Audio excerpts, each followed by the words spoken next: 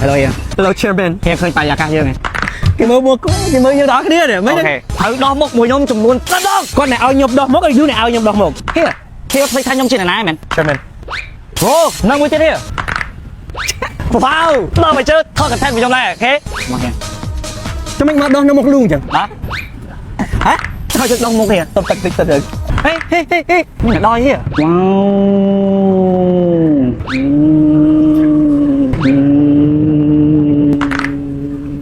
Đây, toát đi. Toát.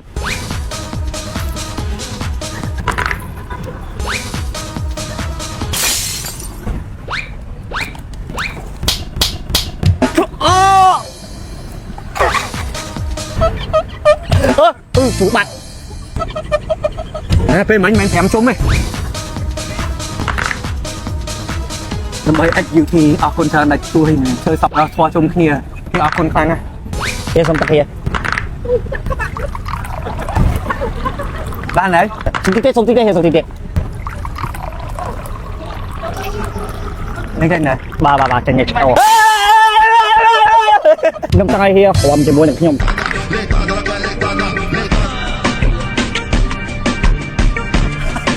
Bắtទៀត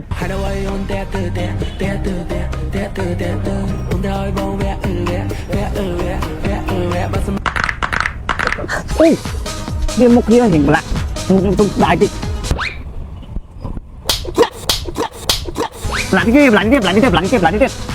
tiếp cho thật không bà ôi đó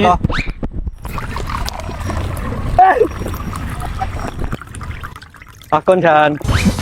I love you son គឹងច្បងខ្ញុំពិតជាល្អមែនតើបងដើម្បីឲ្យសប្បុរសធម៌គាត់ខំដល់ថ្នាក់ហ្នឹងមកកូនតើយើងខ្វះអ្នកចម្រៀងនៅក្នុងថ្ងៃទី25អូខេអាចចូលរួមបានអត់អាចច្រៀងបានអត់បានទេបត់ខ្ញុំទៅចេញមើលចេញមកមួយម៉ាត់មើល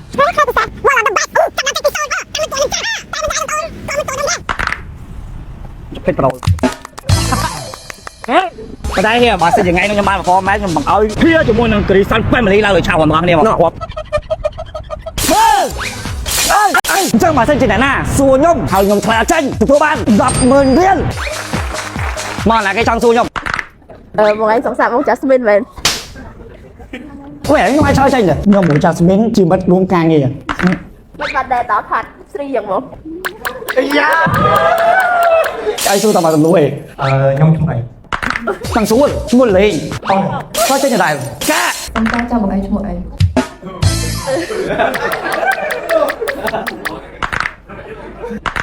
មើលបាន100000រៀល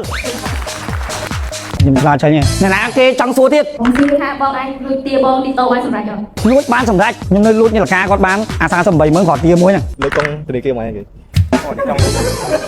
ខ្ញុំឆ្លើយចេញមែនថាស្មើកុងធនាគារខ្ញុំស្បើស្មាខ្លាំងតាមឯងដេតមិនសង្សារចិត្តដំបងណាដេតនៅណា first date សំខាន់ខ្ញុំភ្លេចទៀតខ្ញុំដេតនៅកន្លែងមើលគាត់មួយកន្លែងសង្សារចាស់មួយណាមកឲ្យស្រឡាញ់គេលើសុទ្ធបានមើលបាយ2ទីមកពេលឆ្លើយទៅខ្លាចពួកគាត់ចំណាយគ្នាខ្លាចឆាតមកហើយ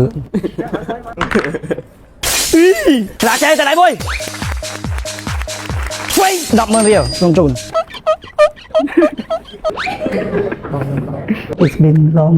ចង់ណៃសង្សារមួយណាដែលឆ្លាញ់គេ